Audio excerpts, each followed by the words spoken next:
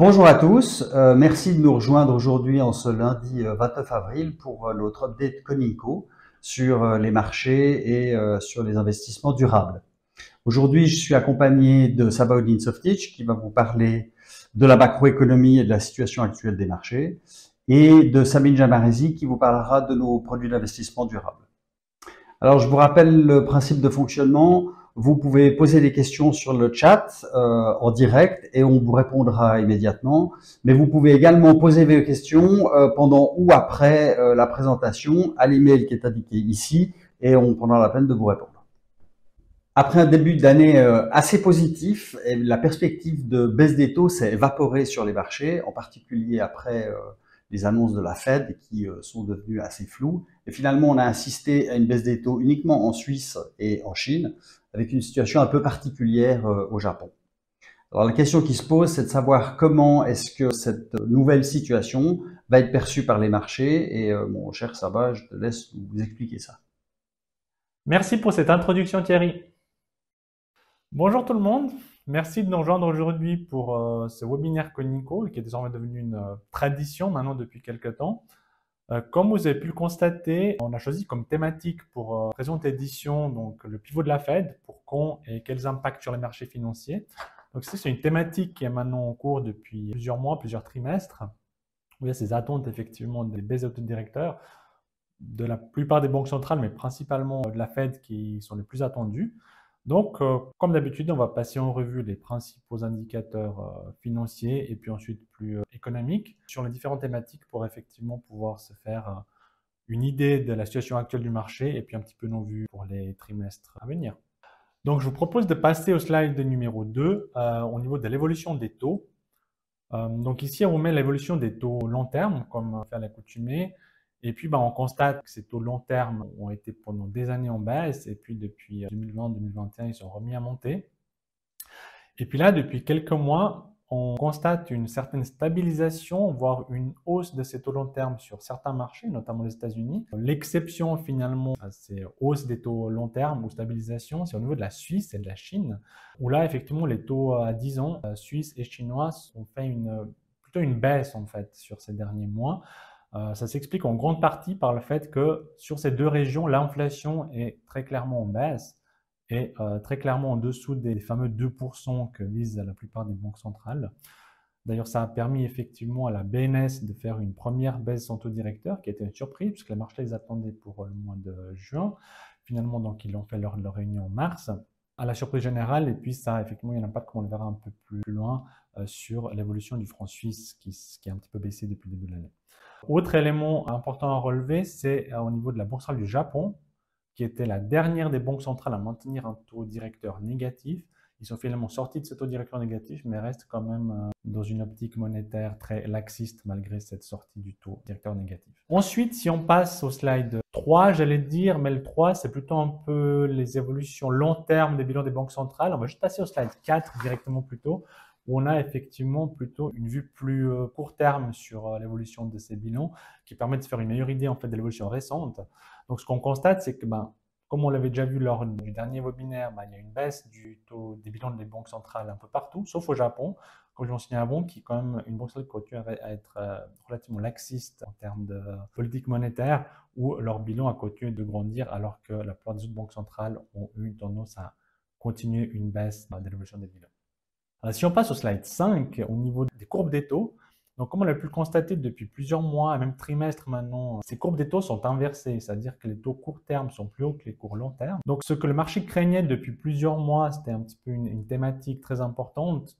Il y avait un risque de récession à venir. Généralement, quand ces taux sont inversés, il s'ensuit généralement une récession. Alors, ça ne s'est pas matérialisé. Et comme on le verra plus tard, probablement que les risques de récession sont un petit peu passés. Même si les croissances économiques devraient rester relativement faibles un peu partout, mais le risque de récession semble quand même écarté pour le moment. Donc, malgré le fait que ces courbes des taux restent inversées, et l'autre explication qui pourrait amener en fait à cette inversion des courbes des taux, c'est simplement que le marché anticipe les baisses des taux directeurs de la plupart des banques centrales. Donc, les taux courts devraient commencer rapidement à baisser, ce qui devrait effectivement annuler cette inversion des courbes des taux.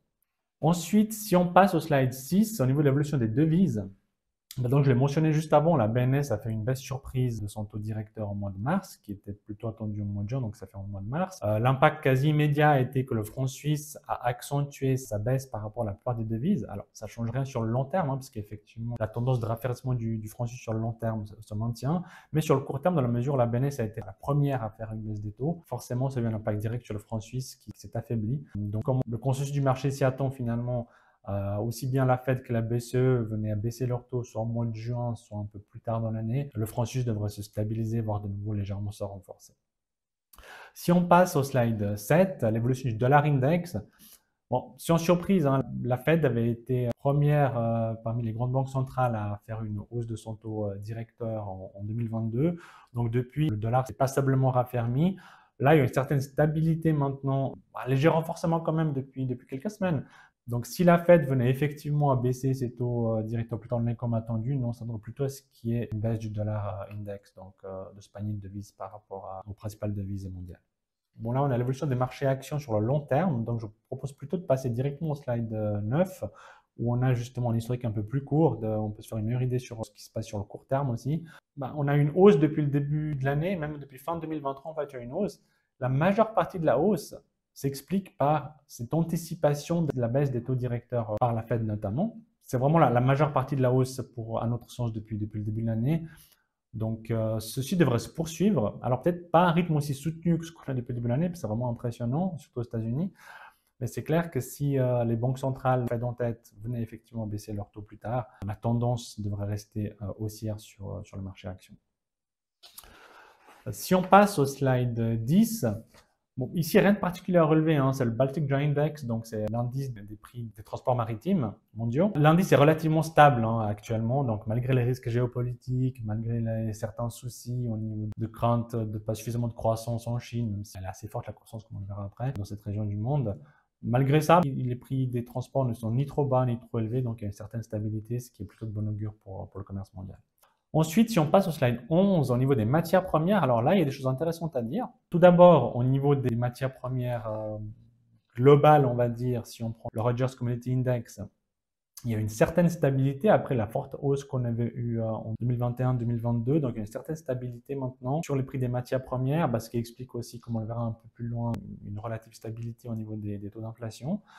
Au niveau du pétrole, alors ça c'est assez étonnant que malgré tous les risques géopolitiques qu'on voit depuis maintenant 2 ans, qui sont même accentués avec ce qui passe au Moyen-Orient actuellement, malgré ça, les prix du pétrole restent relativement stables. Donc ça nous montre clairement que le marché est actuellement en tout cas relativement bien, si ce n'est très bien approvisionné. Et donc malgré ces risques, malgré ces chocs géopolitiques, je dirais, le pétrole reste relativement stable. Donc ça c'est plutôt aussi une bonne nouvelle pour la stabilité économique. En revanche, un élément au sein des matières premières qui ressort, c'est l'or. Alors très clairement, on constate sur le graphique qu'il vient de passer un peu ces résistances de long terme qu'il y avait autour de 2000 $, donc une très forte hausse. On ne sait pas vraiment en fait pourquoi cette hausse, le marché n'arrive pas vraiment à se décider à expliquer finalement pourquoi l'or monte autant. Il y a certes les risques géopolitiques, mais les risques géopolitiques sont présents depuis déjà maintenant, comme je dis avant, 2 ans. Il y a une certaine accentuation ici ou là, mais à notre sens, ça n'explique pas totalement en fait cette hausse de l'or. Nous, un peu notre explication ou notre théorie un petit peu favorite, ce serait plutôt que l'or anticipe potentiellement une inflation à venir. Peut-être pas cette année, peut-être l'année prochaine, comme dans ce qu'on avait vu en 2020. L'or s'était aussi mis à monter de manière un peu inexpliquée. Et environ 12 mois plus tard, en 2021, c'est là que l'inflation avait commencé à fortement monter. Donc peut-être qu'on a un petit peu la même chose ici qui se passe sur l'or et qui nous signalerait peut-être une inflation plus importante à venir. Donc pas cette année, mais peut-être une accélération à venir plutôt l'année prochaine à ce niveau-là. Ensuite, au niveau du slide 12, là on met toujours ce graphique long terme sur les matières premières. Ça nous permet d'analyser finalement si les matières premières sont plutôt chères ou plutôt pas chères d'un point de vue historique si on les corrige de l'inflation américaine. Donc là, on voit les matières premières exprimées en dollars sur le long terme, corrigées de l'inflation américaine. On voit que actuellement les matières premières ne sont ni trop chères ni trop bon marché. Donc là aussi, une relative stabilité à ce stade en tout cas. Ensuite, si on passe à partir du slide 13 aux indicateurs macroéconomiques plutôt, donc sur l'économie et plus nécessairement sur les aspects purement financiers des marchés financiers. Si on commence par l'évolution des PIB, donc on voit qu'il y a une certaine résilience malgré tout dans la plupart des économies. Certes, les taux de croissance ne sont pas très élevés, mais ils ne sont pas très bas non plus. Donc il y a quand même une croissance qui est là, différente selon les régions, notamment en Europe, qui est vraiment faible, à la limite de la récession. Mais on n'est pas en récession, donc il y a quand même une certaine croissance. Donc ce qui ressort peut-être, c'est vraiment cette distinction entre les États-Unis et la Chine. Donc la Chine qui a quand même une croissance soutenue, qui est ici sur le graphique la seule pour laquelle on a déjà les données pour le premier trimestre. Donc ce n'est pas une erreur sur le graphique, c'est vraiment que la Chine, c'est la seule pour laquelle on a actuellement les données pour le premier trimestre 2024. Les autres s'arrêtent à fin 2023. Donc comme je disais, les États-Unis et la Chine quand même ont une croissance un peu plus soutenue. Pour des raisons différentes, hein. C'est vrai que la Chine, il y avait eu un certain décalage par rapport à la reprise post-Covid, qui ne s'était pas fait de manière aussi rapide et impressionnante que peut connaître sur d'autres régions du monde. Et puis peut-être au niveau des États-Unis, c'est plus dû au fait que l'État fédéral a des déficits très importants. Donc il finance vraiment une croissance à crédit actuellement. D'ailleurs, le FMI s'en inquiète dans son dernier rapport publié récemment, qui pense que ça peut être un risque pour la stabilité économique d'avoir effectivement des déficits aussi importants actuellement aux États-Unis. Les taux de chômage, alors là on voit une cohérence finalement avec les taux de croissance, donc pas de récession. On a de la croissance, plus ou moins forte selon les régions, mais vraiment, je me répète, mais pas de récession. Donc il est assez cohérent que les taux de chômage restent stabilisés à un niveau relativement bas finalement. Au niveau du taux de participation au marché de l'emploi, c'est un indicateur qui existe à notre connaissance que pour les États-Unis. Donc là, on voit qu'il y a une certaine stabilité au niveau du taux de participation. Donc là aussi, c'est plutôt une bonne nouvelle pour le marché de l'emploi. Il n'y a pas une dégradation à ce niveau-là. Ensuite, si on passe à un indicateur avancé, les indices PMI au slide 15, donc là, on voit que un des éléments qui nous inquiétait ces derniers mois, c'est que la plupart de ces indicateurs des directeurs d'achat, donc pour rappel, les sondages qui sont faits auprès d'un échantillon d'entreprises où ils appellent les directeurs d'achat, ils leur demandent quelles sont leurs vues dans les mois qui viennent. Donc ça permet finalement d'avoir une vue prospective sur l'économie. Donc, quand cet indicateur, pour rappel, quand cet indicateur est en dessous de 50, ça veut dire qu'il y aura une contraction potentielle à venir ou probable. Alors, quand il est au-dessus de 50, ça veut plutôt dire qu'il y aura une expansion. Et là, la bonne nouvelle finalement, c'est que la plupart des régions, si ce n'est la totalité des régions, ces indicateurs PMI se sont remis à monter. Alors, pas de manière encore très impressionnante, mais il y a quand même une hausse. Donc là aussi, ça nous conforterait de notre idée de dire que les risques de récession sont a priori écartés actuellement. Et pour finir au slide 16, enfin pour finir au niveau des indicateurs économiques en tout cas, un des indicateurs les plus importants finalement duquel beaucoup de choses découlent, c'est ces indices d'inflation sur le moyen et même sur le long terme. Donc ici vraiment ce qu'il faut retenir, c'est que les taux d'inflation sont en baisse depuis les plus hauts, ça on avait déjà pu le constater lors de précédentes présentations. Mais il se stabilise dans plusieurs régions à un relativement haut niveau. C'est-à-dire que, pour rappel, la plupart des banques centrales ont cet objectif d'arriver ou de maintenir un taux d'inflation aux alentours de 2%, voire en dessous de 2%. Mais on le voit que, sauf la Chine et la Suisse, la plupart des autres régions, en fait, ils maintiennent, pas qu'ils maintiennent, mais les taux d'inflation se sont stabilisés finalement à un relativement haut niveau par rapport aux objectifs. Donc, rien de spécialement inquiétant ici, mais quand même, il faut le relever parce que ça pourrait potentiellement avoir un impact sur ce que notamment la Fed ou la BCE pourrait faire au niveau de la baisse de leur taux directeur. Donc, sauf surprise majeure, donc une inflation d'un coup qui se remettrait à monter fortement, comme je dis avant, on ne s'attend pas à ça cette année, peut-être l'année prochaine, mais pour cette année, ça devrait plutôt rester stable au niveau actuel, voire potentiellement légèrement baisser. Donc, ce qui permettrait effectivement aussi bien à la Fed qu'à la BCE de faire de premières baisses de taux directeurs cette année. Et, je me répète, mais la thématique de l'inflation pourrait redevenir une thématique finalement en 2025 plutôt. Donc, au final, tout ça, ça nous amène à notre slide 17 avec nos perspectives par classe d'actifs. Donc, comme vous le savez maintenant, dans une optique de conseil aux institutionnels, on n'a pas vraiment de vue de trop court terme sur certaines évolutions. Nos vues sont plutôt de moyen à long terme. Et dans cette optique, on ne change pas finalement nos points de vue depuis plusieurs trimestres maintenant, qu'il faut maintenir une très large diversification et éviter même autant que possible les obligations en général et surtout les obligations avec échéance long terme. Puisqu'effectivement, si dans une optique de moyen long terme, on ne voit pas nécessairement l'inflation revenir fortement en dessous des 2% dans la plupart des régions du monde, La classe d'actifs qui risque de souffrir le plus finalement dans un tel marché, c'est la partie obligataire. Donc, pour répondre au final à la question pivot de la Fed, quand est-ce que ça va arriver et quel impact sur les marchés? Donc, on pense que effectivement la Fed, aussi bien la Fed en fait que la BCE, d'autres banques centrales, vont probablement pouvoir commencer à faire des premières baisses de taux directeurs dans le courant encore de cette année. La plupart des classes d'actifs devraient en profiter, sauf probablement les obligations qui ne devraient pas nécessairement en profiter et qui, à nous, est vraiment la classe d'actifs qui présente, dans une optique de moyen long terme, au vu des niveaux des taux longs actuels, la classe d'actifs qui présente les plus gros risques. Voilà, je vous remercie. Donc, on est prêt. Si vous avez des questions à nous poser, on est là, n'hésitez pas. Merci. Ce sera tout pour moi. Thierry, je te repasse la parole. Merci Saba. Donc on le voit, l'inflation n'est pas hors jeu, les obligations sont en danger. Et quid des classes d'actifs que nous gérons, Sabine? Merci Thierry. Bonjour. Alors chez Coninco, nous avons différentes solutions d'investissement durable, comme vous pouvez le voir en slide 2. Nous avons lancé déjà en 2010, en fait, nous avons cofondé la coopérative One Création, pour ensuite, en 2011, lancer une stratégie qui est active dans le global environnement. En 2016, nous avons la création de la stratégie Europe Dividende. En 2017, un développement sur l'or éthique. Et pour finir, en 2020, le lancement d'une stratégie sur l'éco-circularity. Aujourd'hui, je vais vous parler du BCV AMC Tracker Eco-Circularity. Pourquoi ce choix? Car il y a 2 semaines a eu lieu le Forum mondial de l'économie circulaire qui présente en fait chaque année les principales solutions d'économie circulaire au niveau mondial avec la présence de différents dirigeants d'entreprises, différents chefs d'État, chefs politiques et des experts du monde entier. Les approches de l'économie circulaire peuvent aider les entreprises à saisir de nouvelles opportunités et également à acquérir un avantage concurrentiel par rapport à leurs concurrents. Comme vous pouvez le voir sur le graphique en page 5, en fait, si nous regardons les différents thèmes d'actualité sur les différents journaux, nous pouvons voir différents articles, comme ici, ou encore là, ou encore ici, sur le temps.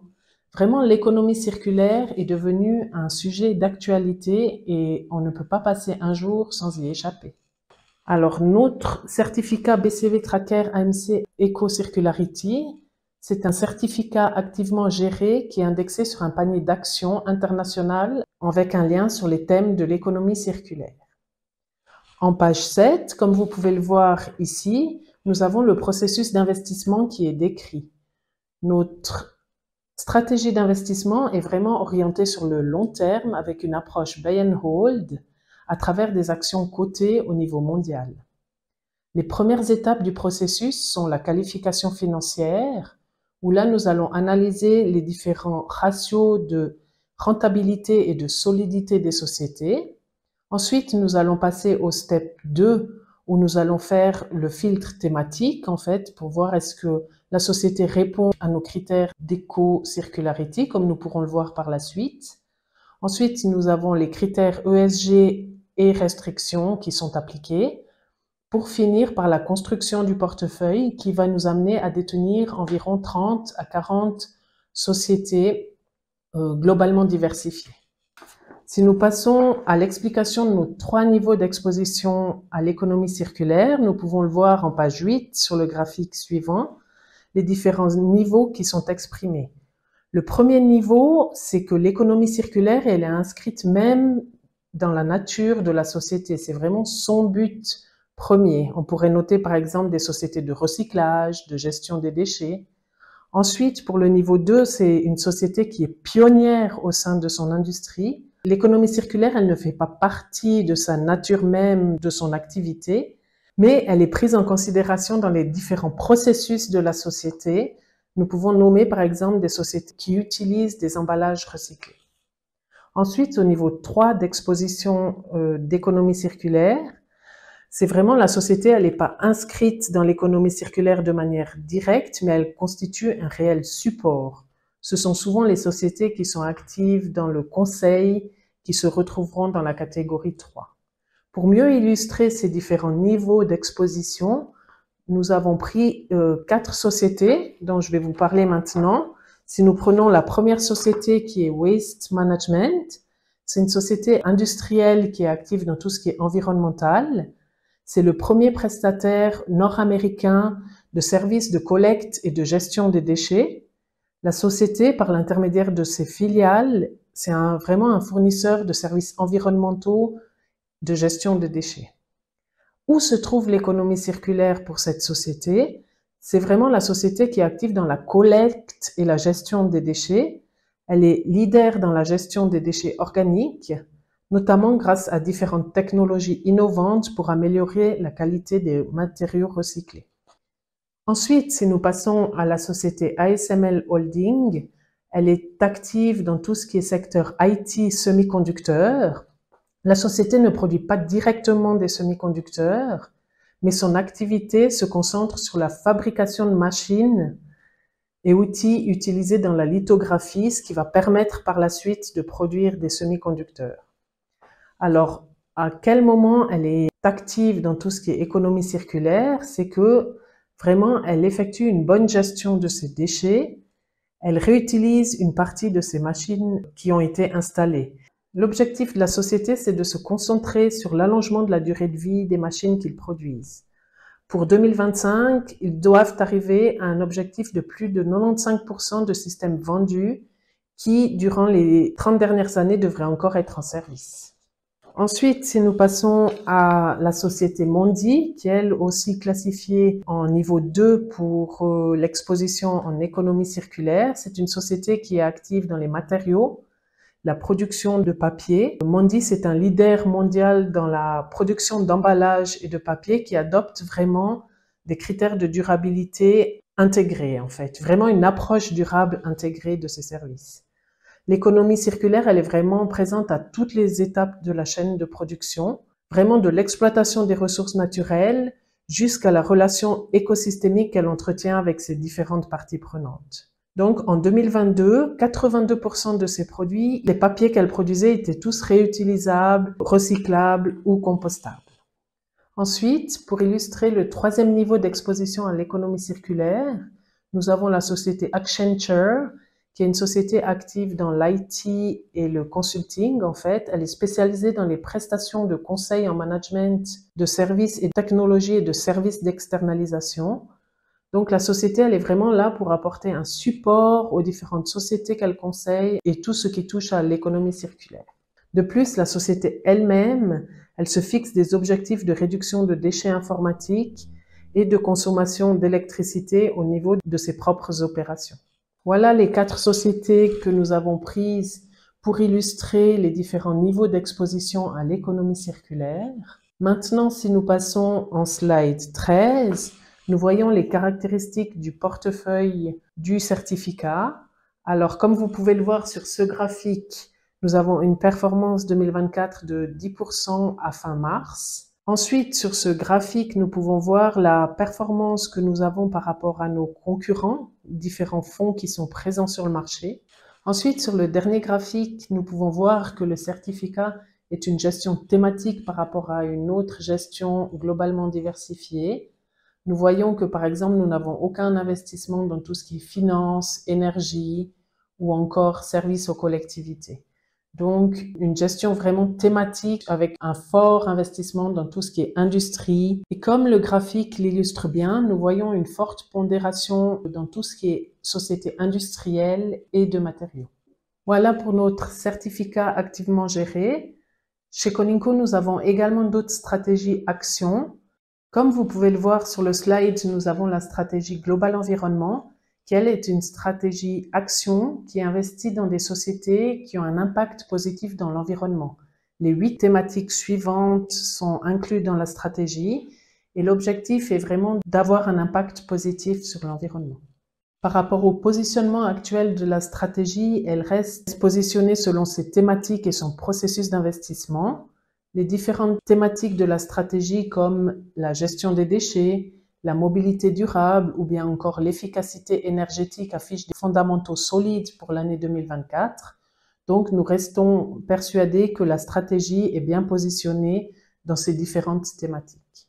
Pour finir, nous avons la stratégie Action Europe Dividende qui, elle, investit dans des sociétés européennes très solides d'un point de vue financier et qui ont un dividende élevé.